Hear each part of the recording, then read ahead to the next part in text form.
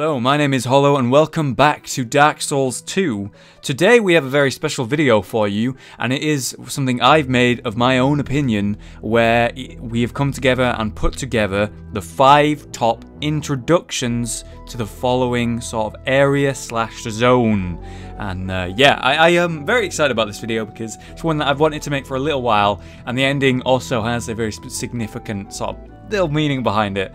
And yeah, it's just a nice video for you that I've made, and I'm excited to do it. So I hope you enjoy, and we're going to start at 5 right now.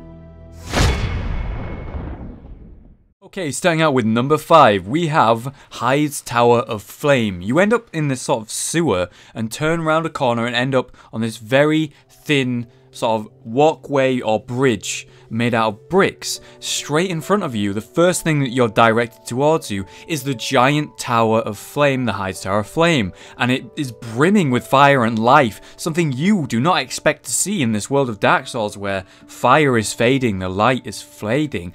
And then on your right, we have this huge expanse of water. You immediately realize the area you're in is flooded and is sinking into the sea. To your left, a huge cathedral, one that you have seen before. It's very similar, in fact, to Anor Londo, the whole structure, the people inside of it, the enemies that you face. And I won't spoil anything, but yes, it's very much like Anor Londo. And yeah, the entrance, the fire, the flame, the opening expanse, and a flooded city, of which reminds you, and kind of mindfucks you a little bit. Is it Anor Londo? Who knows?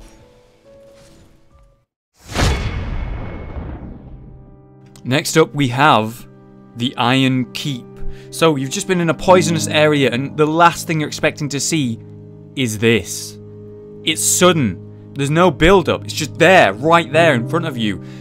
This sinking, broken, still almost together, almost intact ruin of a castle, of a keep.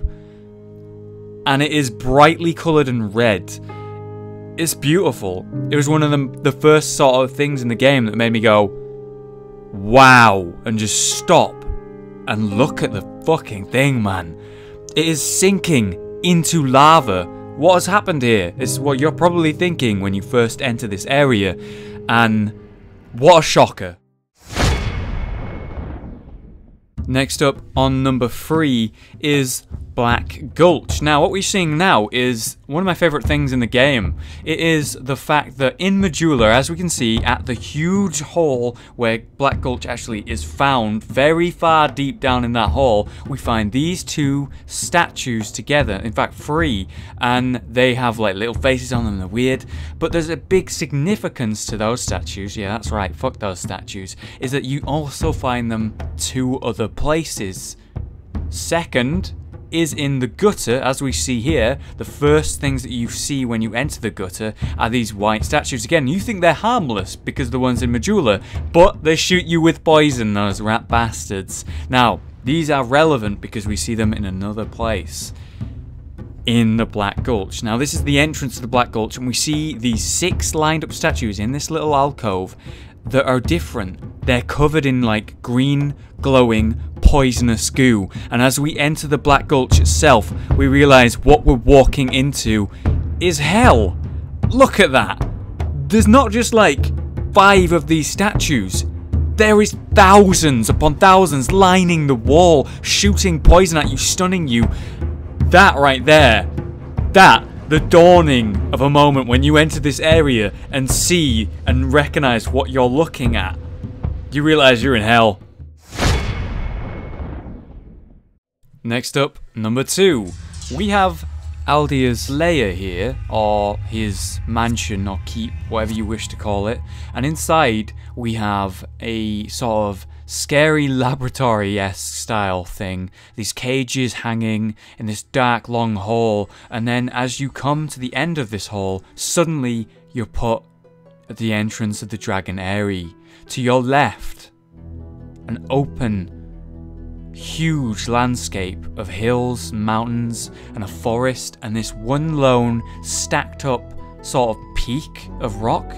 Opposite side, to the right, we see more of these peaks, more of this forest, and it just goes beyond what you can see, and you realize just how big Drangleic is, and there's many more of these pillars and peaks, and you're really unsure as to what they are. That, you know, it perks your interest. You want to know what's going on. You go further past this cage. No spoilers in there, guys. No spoilers. On our right, we have a little bit more of this forest, but we've actually realized it drops into different peaks and drops down this huge cliff face. To the left, the same thing, a few more peaks and further mountains and hills. And in front of us is this just beautiful, amazing view. Like, take that in. A huge drop down to more grassy lands. Just how big is Drangleic? From the stone map in Majula, you can actually see just how big it is, but you never really realize just how big this place is until you see this point in the game when we step into the elevator and really just see how big it is. Now that's an introduction to an area. That is something that makes you go, what am I about to face? What am I about to see? Why are those pillars here? What purpose do they serve? I've no idea. And we're lifted up through this elevator into a dark area where you can't actually see around you anymore. And the reason for that is it wants to give you this perfect moment where you suddenly see these dragons, the Dragonary. Though not actual dragons, they're more like wyverns or whatever. We see these dragons flying around, and then this huge, massive peak where they're sort of nesting and making their home in the palace. And at this moment you realise those peaks are actually where those dragons live. That's why they're there, for them to nest on. Welcome to Drangleic Castle. This is number 1, my favourite introduction to an area in the game. You start out in Drangleic Castle in well-lit, kingly, high-level kind of quality material on the walls, and then suddenly you're dropped into this dark, almost forgotten King's Passage, a straight shot down, broken walls, low quality, almost forgotten, and then suddenly this long corridor at the end, a fog wall, to your left and right, these statues in elite armour and elite weaponry. Through the windows, small water droplets come through and lightning strikes. This is an environment that makes you feel, what the hell is about to happen? The statues come to life, their eyes glow red, and you realise something big is coming. And, you know, I knew this area before I even started playing the game for the first time. I played it at Eurogamer for the first time back a very long time ago, before the game even released. And I remember going against this boss fight. Look at this, an open sort of coliseum, broken down, things smashed. Many fights have taken place here, and every fight was right here with the Mirror Knight. The Mirror Knight killing all those trying to seek the king, all those trying to pass through King's Passage. He is here to stop you. And he's got amazing armor and weaponry. Look at him. Look at him. This is an area. This is an epic. There's no other way to say it. This is an epic stage for a fight. And that lead up, that build up to this area was amazing. And like I say, I played this before the game came out, and he was known as the Mirror Knight back then. And I remember shaking as I fought him and died, trying to beat him. I won this t-shirt, just as proof, as evidence. I beat him and won this t-shirt that I'm very happy to have. I still wear today. And yeah, it just held a little bit of extra meaning to me, this boss fight in this area, based on me having already played it at that event. And it was just really fun. Anyway guys, thank you very much for watching. I hope you've enjoyed the video.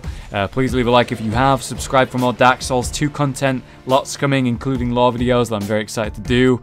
And yeah, don't normally do this kind of thing. So go ahead in the comments and comment what you think your favourite introduction to an area was. Maybe it was the following area, the shrine, where you hear this long, beautiful song all throughout the shrine. As you enter, you see this massive area in a small hut. I didn't get to show that because there's only 5 slots. You know, something like that. Where's your favourite area? Alright guys, thank you very much for watching. Please have a great day, and I will see you next time.